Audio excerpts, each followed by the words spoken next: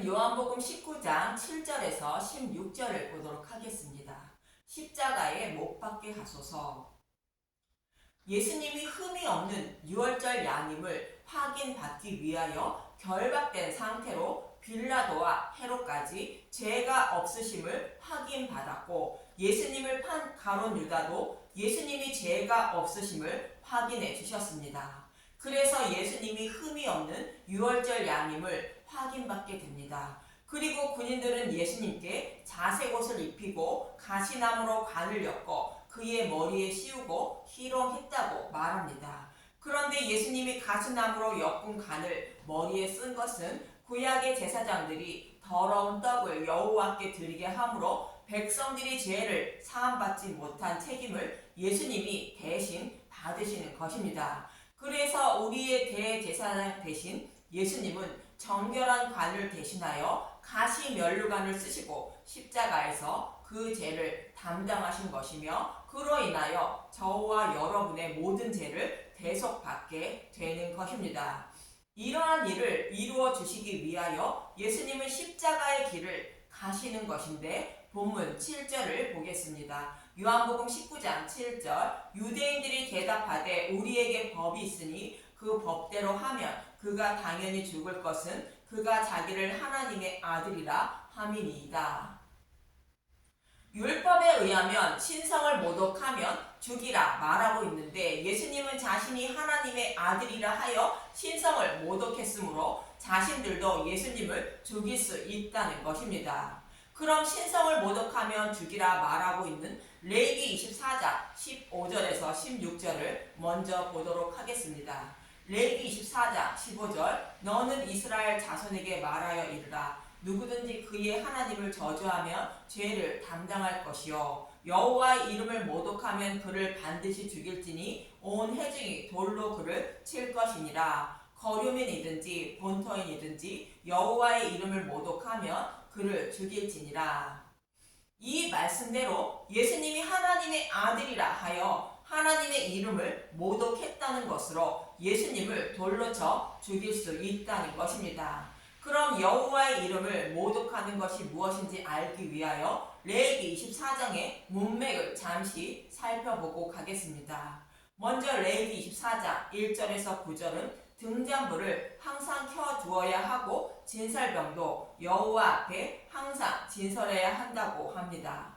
이 말씀의 의미는 제사장은 백성들에게 항상 복음의 말씀만 전하여 늘 천국을 소망하며 살게 해야 한다는 뜻인 것입니다. 그리고 이어지는 10절에서 14절은 두 사람이 다투는데 여호와의 이름을 모독했다는 내용이며, 여호와의 이름을 모독하면 그를 반드시 죽이라 말하는 것입니다. 이러한 문맥임을 기억하고 10절에서 14절에서 여호와의 이름을 모독하는 것이 무엇인지 보도록 하겠습니다. 레위기 24장 10절, 여호와의 이름을 모독하면 이스라엘 자손 중에 그의 어머니가 이스라엘 여인이요 그의 아버지는 애굽 사람인 어떤 사람이 나가서 한 이스라엘 사람과 진영 중에서 싸우다가 그 이스라엘 여인의 아들이 여호와의 이름을 모독하며 저주함으로 무리가 끌고 모세에게로 가니라. 그의 어머니의 이름은 슬로빗이요 단지파 디브리의 딸이었더라. 그들이 그를 가지고 여호와의 명령을 기다리더니 여호와께서 모세에게 말하여 이르시되 그 저주한 사람을 진영 밖으로 끌어내어 그것을 들은 모든 사람이 그들의 손을 그의 머리에 얹게 하고 온 회중이 돌로 그를 칠지니라. 이스라엘 여인의 아들 이스라엘 사람과 싸우다 여호와의 이름을 모독하며 저주했다는 것인데, 여호와를 저주한 사람이 어떤 사람인지 알 수 있도록 성경은 그의 어머니와 아버지의 출신에 대하여 말하고 있습니다. 그의 어머니가 이스라엘 여인이요 그의 아버지는 애굽 사람이라는 것은 하나님을 섬기되 자신의 소견으로 하나님을 섬기는 자라는 뜻입니다. 진리의 말씀에 세상 지혜가 섞인 다른 복음으로 하나님을 섬기고 있는 자라는 뜻으로 그의 어머니와 아버지의 출신을 비유해서 말하고 있는 것입니다. 이렇게 자신의 소견으로 하나님을 섬기며 이것을 복음이라 전하는 사람이 여호와의 이름을 모독하며 저주하는 사람이라는 뜻으로 말씀하고 있는 것입니다. 즉 다른 복음을 하나님의 말씀이라며 전하는 것이 여호와의 이름을 모독하며 저주하는 자라는 뜻으로 이러한 자는 반드시 심판받음을 말하고 있습니다. 또 이와 동일한 의미로 마태복음에서도 성령을 모독하는 자는 사심을 얻지 못하고 심판을 받게 된다고 말하고 있습니다. 마태복음 12장 30절에서 32절을 보도록 하겠습니다. 마태복음 12장 30절 나와 함께 아니하는 자는 나를 반대하는 자요 나와 함께 모으지 아니하는 자는 해치는 자니라. 예수님과 함께 하는 자는 제자들과 같이 복음의 말씀만 전하는 자를 말하고 있습니다. 예수님과 함께 하지 않는 자들은 유대인들과 같이 다른 복음을 전하는 자들을 말하고 있습니다. 이렇게 다른 복음을 전하는 자가 성령을 모독하는 자들로 죄를 사함받지 못해 심판받게 된다고 이어지는 30절에서 31절에서 32절은 말하고 있습니다. 마태복음 12장 31절 그러므로 내가 너희에게 이르노니 사람에 대한 모든 죄와 모독은 사하심을 얻되 성령을 모독하는 것은 사하심을 얻지 못하겠고 또 누구든지 말로 인자를 거역하면 사하심을 얻되 누구든지 말로 성령을 거역하면 이 세상과 오는 세상에서도 사하심을 얻지 못하리라. 성령이 오시는 이유는 들은 복음의 말씀을 생각나게 하여 진리의 길로 인도해 주어 구원하시기 위하여 오신 것입니다. 그런데 다른 복음을 전하고 들으면 진리가 아니므로 성령이 하실 일이 없게 되므로 성령을 곧 하나님을 모독하는 것이라 말하는 것입니다. 이런 사람은 하나님 나라를 파괴하는 자로 구원받지 못한다는 것으로 서기관과 바리새인들처럼 다른 복음을 전하는 것이 성령을 곧 여호와의 이름을 모독하는 것이라 말하고 있는 것입니다. 서기관과 바리새인들이 레위기 24장에서 말하는 여호와의 이름을 모독한 아들의 어머니가 이스라엘 여인이요 그의 아버지는 애굽 사람과 같은 사람인 것입니다. 이런 사람은 복음을 깨달아 믿지 못하고 하나님 나라를 파괴하는 자로 반드시 심판받음을 말하는 것이 여호와의 이름을 모독하면 돌로 쳐 죽이라 말씀하시는 것입니다. 이 말씀과 같이 여호와의 이름을 모독한 것은 예수님이 아니라 예수님을 빌라도에게 넘겨준 유대인들이며 이들이 돌에 맞아 죽어야 하는 자들인 것입니다. 그런데 이들은 예수님이 여호와의 이름을 모독했다고 생각하고 있는 것입니다. 이어지는 본문 8절에서 11절을 보도록 하겠습니다. 요한복음 19장 8절 빌라도가 이 말을 듣고 더욱 두려워하여 다시 관정에 들어가서 예수께 말하되 너는 어디로부터냐 하되 예수께서 대답하여 주지 아니하시는지라. 빌라도가 이르되 내가 말하지 아니하느냐 내가 너를 놓을 권한도 있고 십자가에 못 박을 권한도 있는 줄 알지 못하느냐. 예수께서 대답하시되 위에서 주지 아니하셨더라면 나를 해할 권한이 없었으리니 그러므로 나를 내게 넘겨준 자의 죄는 더 크다 하시니라. 하나님이 예수님을 십자가에 내어주셨으므로 빌라도가 예수님을 해할 권한이 있다는 것이며 예수님을 곧 복음을 배척한 유대인들의 죄가 더 크다고 말씀하시는 것입니다. 하나님은 예수님을 십자가에 내어주셔서 저와 여러분을 구원하실 것을 레위기 27장 29절에 말씀하고 있습니다. 레위기 27장은 창세전에 예수님이 죽으시고 부활하여 저와 여러분을 구원하실 것을 아버지께 서원하셨다는 뜻으로 서원 예물에 대한 값을 말씀하고 있고 그래서 하나님은 예수님을 반드시 십자가에 내어주셔서 저와 여러분을 구원하실 것을 말씀하고 있는 내용인 것입니다.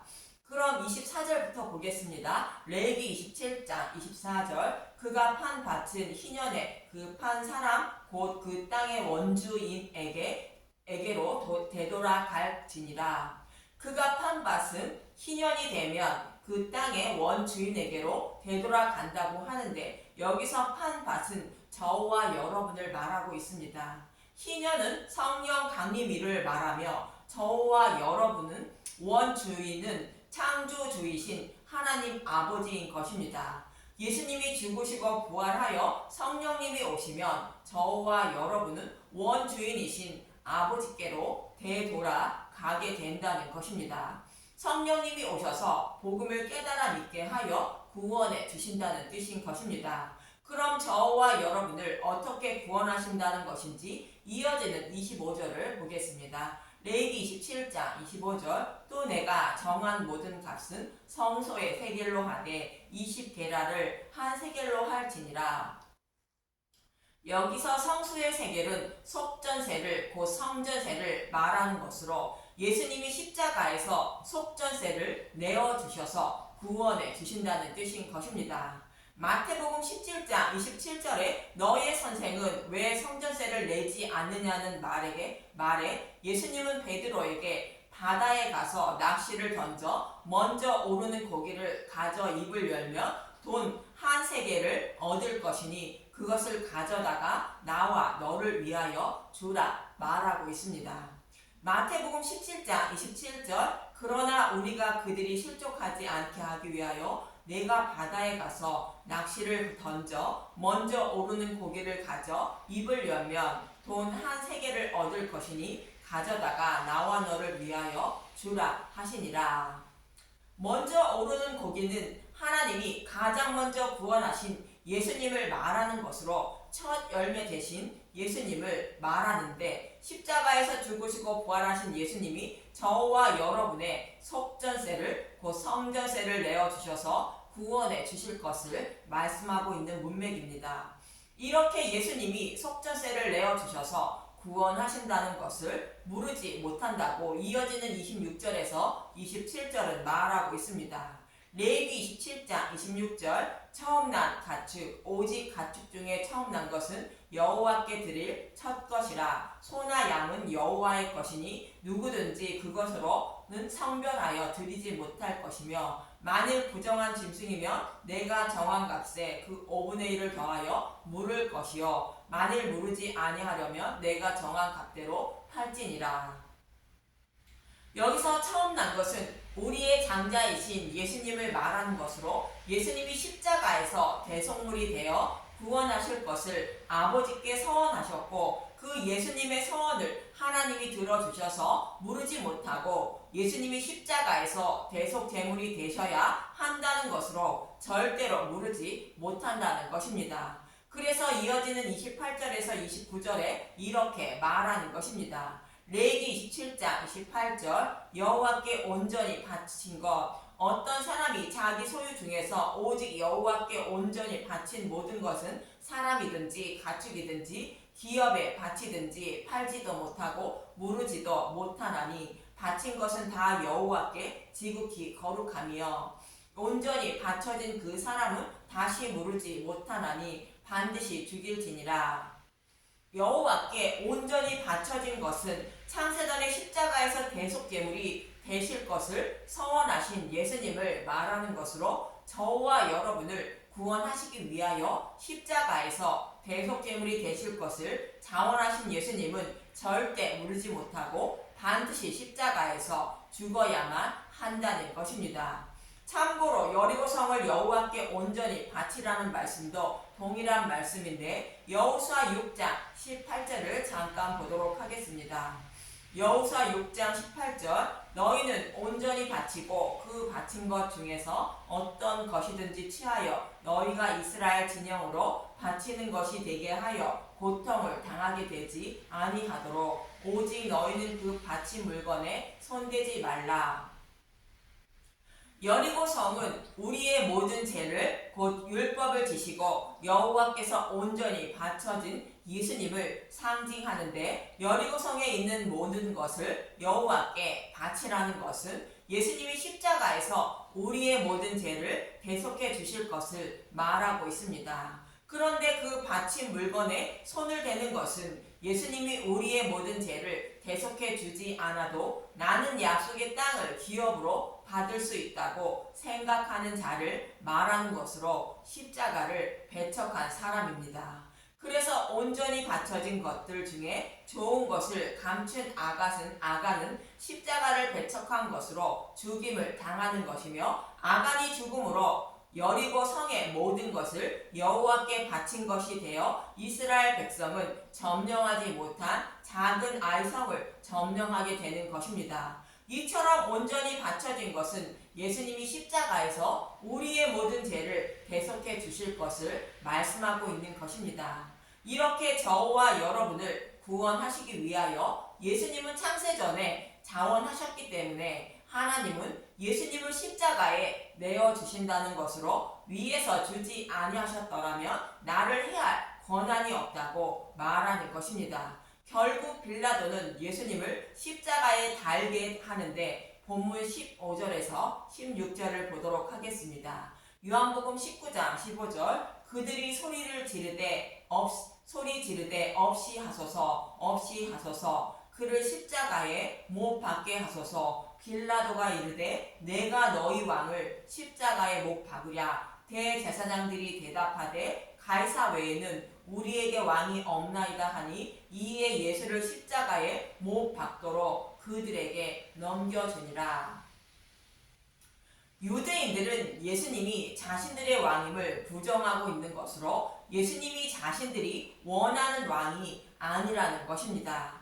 그럼 유대인들이 원하는 왕은 어떤 왕인지 사무엘상 8장 20절에서 22절을 보도록 하겠습니다. 사무엘상 8장 20절, 우리도 다른 나라들과 같이 되어 우리의 왕이 우리를 다스리며 우리 앞에 나가서 우리의 싸움을 싸워야 할 것이니이다 하는지라. 사무엘이 백성의 말을 다 듣고 여호와께 아뢰매 여호와께서 사무엘에게 이르시되 그들의 말을 들어 왕을 세우라 하시니 사무엘이 이스라엘 사람들에게 이르되 너희는 각기 성읍으로 돌아가라 하니라. 하나님을 왕을 원하는 백성들에게 하나님 자신이 이스라엘의 왕이지만 백성들이 원하는 왕을 세워주신다는 것입니다.